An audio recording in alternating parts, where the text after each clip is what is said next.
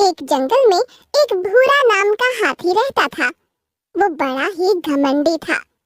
अपनी शक्ति के बल पर वो छोटे मोटे जीव जंतुओं को भी सताता रहता था। उसे देखकर जंगल के जानवर दूर चले जाते थे।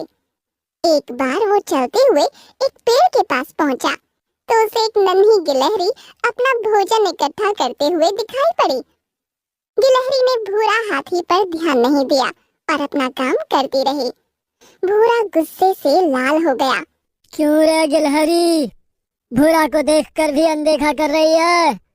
मुझे नमस्ते करना छोड़कर अपना भोजन इकट्ठा कर रही है। अगर मैं धीरे से भी फूंक दूं तो जंगल के पार जाकर गिरेगी। तेरी हड्डी पसली भी नहीं मिलेगी। हाथी भाई, मैं अपना काम कर रही हूँ। भला आपका क्या बिगाड़ रही हूँ? आप बड़े ही बलवान हो, आपको शांत रहना चाहिए। गुस्सा आपको शोभा नहीं देता। अपनी योग्यता और शक्ति पर घमंड करना अच्छी बात नहीं है। तू इतनी छोटी सी गिलहरी मुझे प्रवचन सुना रही है? अभी मजा चखाता हूँ। इतना कहकर भूरा हाथी आगे बढ़ा तो गिलहरी बेचारी दूर चली गई।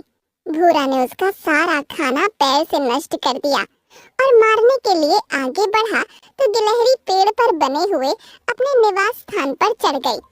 हाथी ने उस पेड़ को भी उखाड़ दिया तो बेचारी गिलहरी जान बचाकर किसी तरह भाग गई।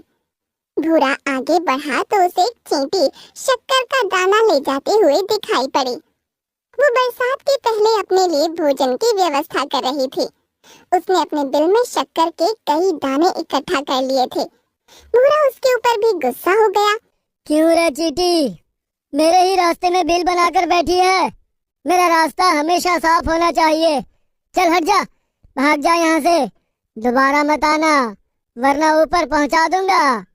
हाथी भाई, मैंने आपका क्या बिगाड़ा है? मुझ पर इतना गुस्सा क्यों दिखा रहे हो?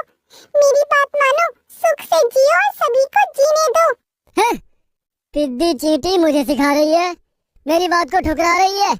अभी तक मेरे सामने खड़ी नजर आ रही है, मैं तुझे मसल डालूंगा। भूरा आगे बढ़ा और चींटी भागकर बिल के अंदर चली गई। भूरा ने अपने पैर से चींटी के बिल और उसके अंदर के शक्कर के ढेर को तहस नहस कर दिया। चींटी बेचारी किसी तरह अपनी जान बचाकर छिपी रह गई। वो मन ही मन बहुत गुस्सा हो रही थी, लेकिन उस समय कुछ नहीं कर पा रही थी। भूरा के चले जाने के बाद वो निराश होकर एक जगह बैठी रह गई। उसी समय नन्ही गिलहरी वहां आ गई। उसने भूरा के अन्याय को देख लिया था। वो भी भूरा की बेरहमी और अन्याय का शिकार हुई थी, इसलिए उसका भी पारा चढ़ा हुआ था। चींटी बहन, मैंने भूरा की सारी बदमाशी देख ली। उसने मुझे भी नुकसान पहुंचाया है, अपनी शक्ति का घमंड दिखाया है। उसे सबक मिलना ही चाहिए। हम दोनों मिलकर उसे उसकी करनी का दंड देंगे ताकि वो भविष्य में घमंड करके किसी को भी परेशान ना करे। गिलहरी बहना, सही कह रही हो। अब हमें सख्त कदम उठाना ही पड़ेगा।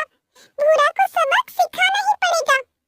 शाम के समय गिलहरी ने चींटी को अपनी पीठ पर बिठा लिया और दोनों भूरा के अड्डे पर पहुंच गए। भूरा आराम से सोया हुआ था। दोनों ने मौका देखकर अपनी योजना को रूप देना शुरू किया। चींटी हाथी की सूंड में प्रवेश कर गई और गिलहरी ने उसके कान पर काटना शुरू किया।